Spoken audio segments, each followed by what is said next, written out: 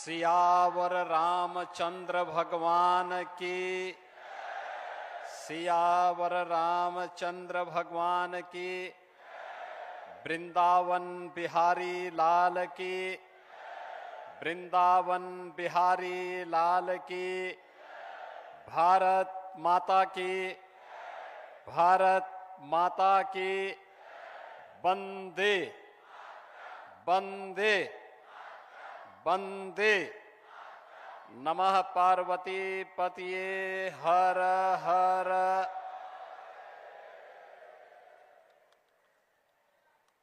दिव्य गीता प्रेरणा महोत्सव जियो गीता के तत्वाधान में आयोजित आज के इस समारोह में मुख्य अतिथि के रूप में जिनका मार्गदर्शन अभी प्राप्त होने वाला है, दुनिया के सबसे बड़े स्वयंसेवी संगठन राष्ट्रीय स्वयंसेवक संघ के सरसंघ चालक परम श्रद्धेय डॉक्टर मोहन राव भागवत जी, संस्थापक जियो गीता पूज्य स्वामी ज्ञानानंद जी महाराज,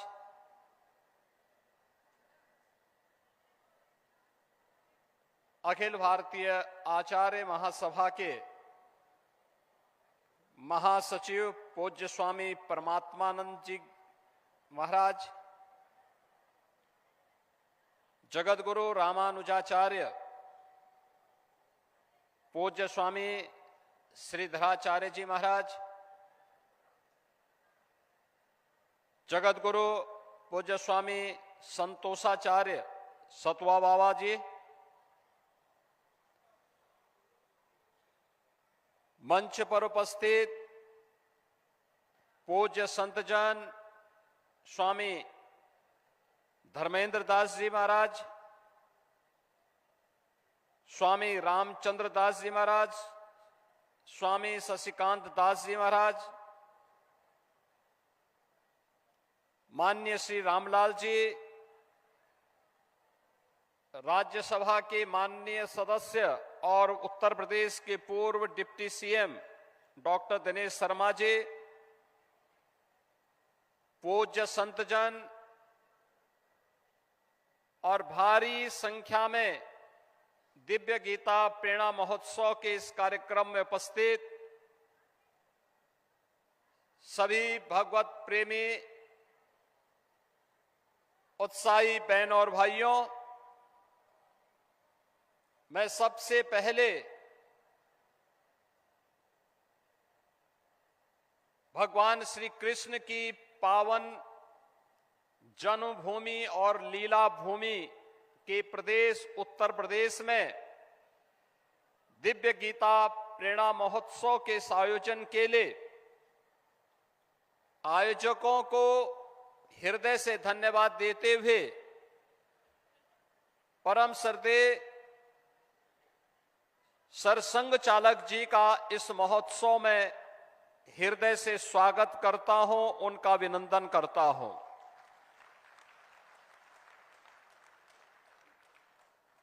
बहनों और भाइयों,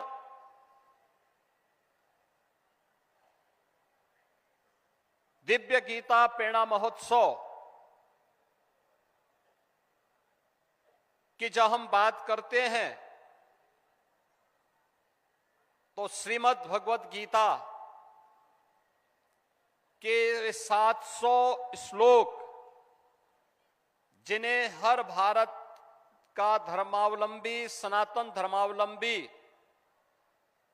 जीवन का मंत्र मान करके बड़ी पवित्रता के साथ, बड़े आदर भाव के साथ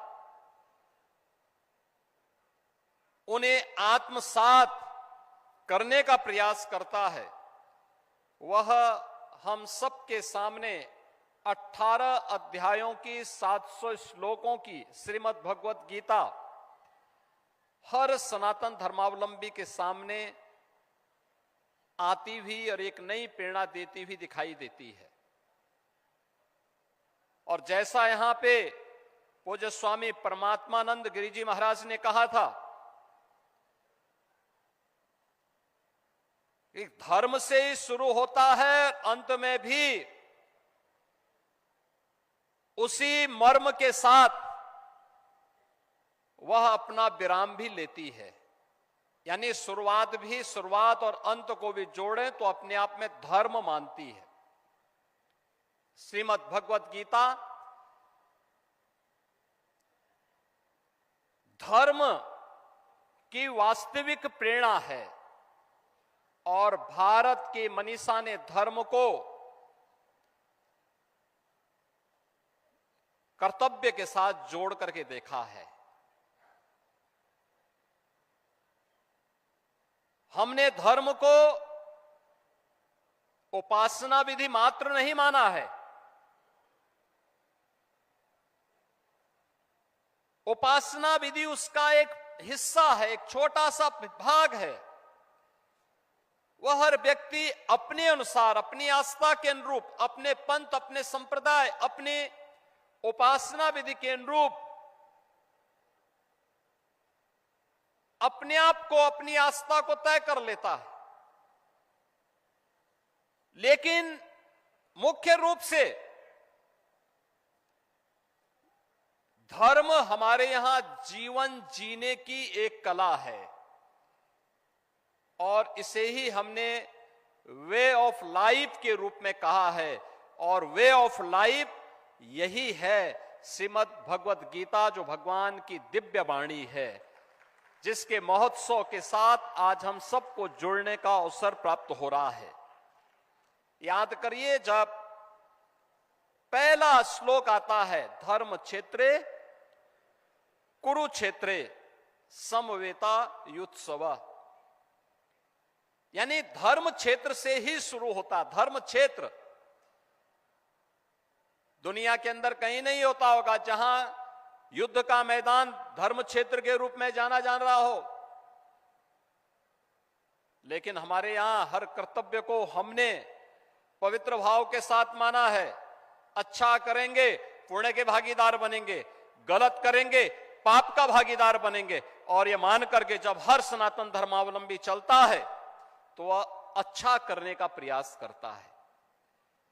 भारत ने विश्व मानवता को जो संदेश दिया है प्राचीन काल से ही, उसका वह संदेश भी वही है। आप याद करिए ना, हमने कभी नहीं कहा कि मैं जो कह रहा हूं यही सब कुछ है। हमने कभी ये नहीं कहा कि हमारी उपासना विधि ही सर्वश्रेष्ठ है। हमने सब कुछ होते हुए भी कभी भी अपनी श्रेष्ठता का डंका नहीं पीटा। जो आया उसको शरण दिया, जिसके ऊपर विपत्ति आई उसके साथ खड़े हो गए,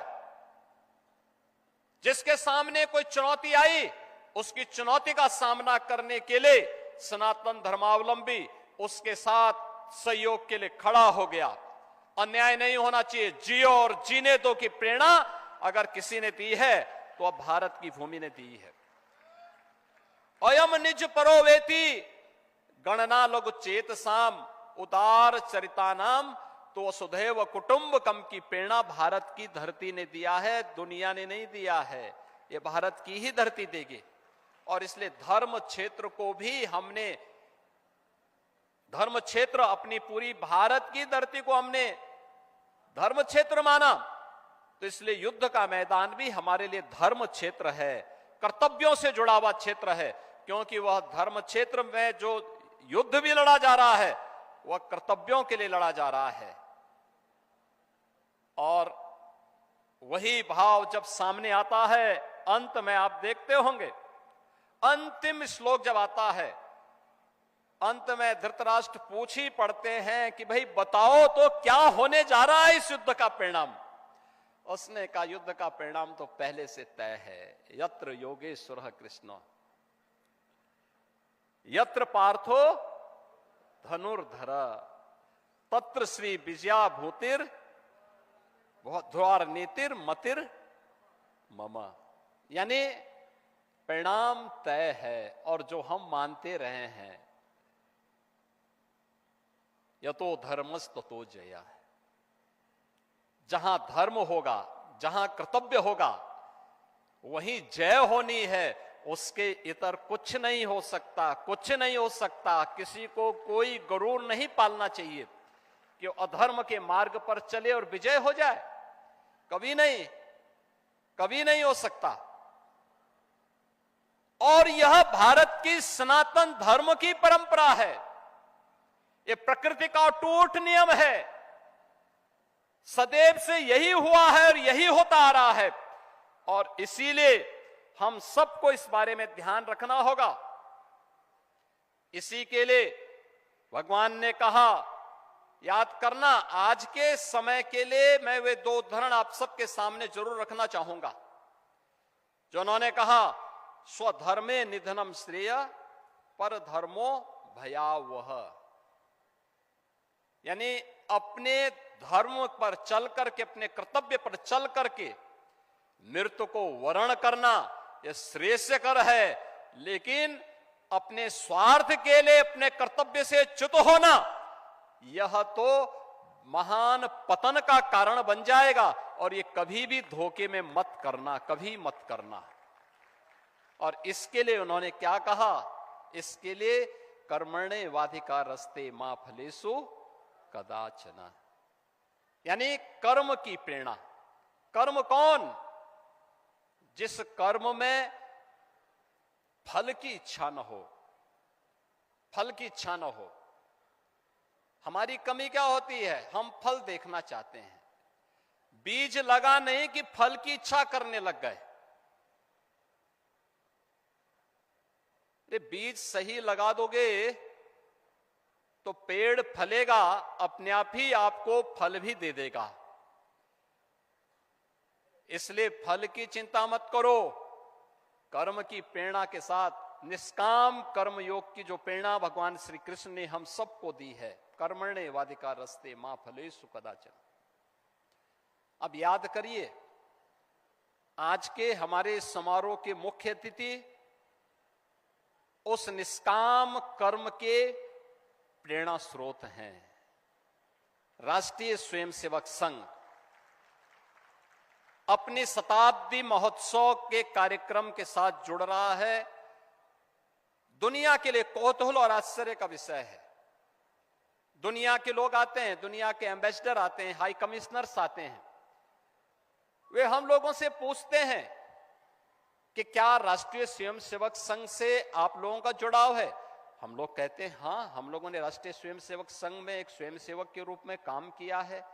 कहा इतना बड़ा संगठन कैसे हो गया, इसकी फंडिंग का पैटर्न क्या है। हमने कहा फंडिंग पैटर्न नहीं है, ये कोई ओपेक के देश यहां पैसा नहीं देते, यहां कोई इंटरनेशनल चर्च पैसा नहीं देता। यहां समाज के सहयोग से संगठन खड़ा हो रहा है और समाज के संगठन के लिए ही, समाज के लिए ही अपने आप को समर्पित भाव के साथ कार्य करता है और हर एक क्षेत्र में काम कर रहा है। कोई भी पीड़ित आएगा, उसकी सेवा अपना कर्तव्य मान करके एक एक स्वयंसेवक करता है, बिना ये परवाह के बगैर ये कौन जाति का है, किस मत का है, किस मजहब का है, किस क्षेत्र का है, किस भाषा भाषी का है, इसकी परवाह के बगैर पीड़ित है उसकी सेवा करनी है, उसके साथ खड़ा होना है। एक कर्तव्य मान करके सेवा को किसी सौदे के साथ नहीं जोड़ता है। याद करना, राष्ट्रीय स्वयंसेवक संघ की यही शिक्षा है कि राष्ट्र प्रथम भाव के साथ राष्ट्र के अंदर हर उस पीड़ित की मदद करना जो भारत को परम वैभव तक ले जाने में सहायक हो सकता हो, सबके साथ खड़ा हो जाना। और यही राष्ट्रीय स्वयंसेवक संघ की प्रेरणा है, जिसने सेवा के साथ पिछले 100 वर्षों में कोई सौदेबाजी नहीं की, लेकिन कुछ लोगों ने दुनिया में भी और भारत में भी सेवा को सौदे का माध्यम बनाया है। वे लोभ से, लालच से, दबाव से भारत के डेमोग्राफी को बदलने के लिए हर प्रकार के छल और छद्म का सहारा लेकर के अपना ताना भी और अपना बाना भी बदल करके भारत की आत्मा पर प्रहार करने का प्रयास कर रहे हैं। और हमें इस बात को ध्यान में रखना होगा। इन स्थितियों में गीता, श्रीमद् भगवत गीता, भगवान की वाणी हम सब के लिए एक नई प्रेरणा बन सकती है। और मैं तो इस बारे में हृदय से अभिनंदन करूंगा पूज्य स्वामी ज्ञानानंद जी महाराज का, जिन्होंने जियो गीता को जीवन के प्रत्येक क्षेत्र में इसे बहुत छोटे छोटे उद्धरण के माध्यम से प्रस्तुत करने का प्रयास किया। यह उद्धरण हर एक क्षेत्र में, जीवन के अलग अलग क्षेत्र में, एक श्रमिक के लिए गीता का उपदेश क्या है, एक किसान के लिए गीता का उपदेश क्या है और उसकी प्रेरणा क्या है, एक महिला के लिए गीता की प्रेरणा क्या है, एक छात्र के लिए गीता की प्रेरणा क्या है, एक नौजवान के लिए गीता की प्रेरणा क्या है, एक नौकरी पेशा व्यक्ति के लिए गीता की प्रेरणा क्या है, एक चिकित्सक के लिए, एक अधिवक्ता के लिए, एक व्यापारी के लिए, एक योद्धा के लिए, एक सैनिक के लिए गीता की प्रेरणा क्या है। और इसे उन्होंने जियो गीता के माध्यम से प्रस्तुत किया है। उनकी छोटी छोटी पुस्तकें अत्यंत प्रेरणादायी होती हैं।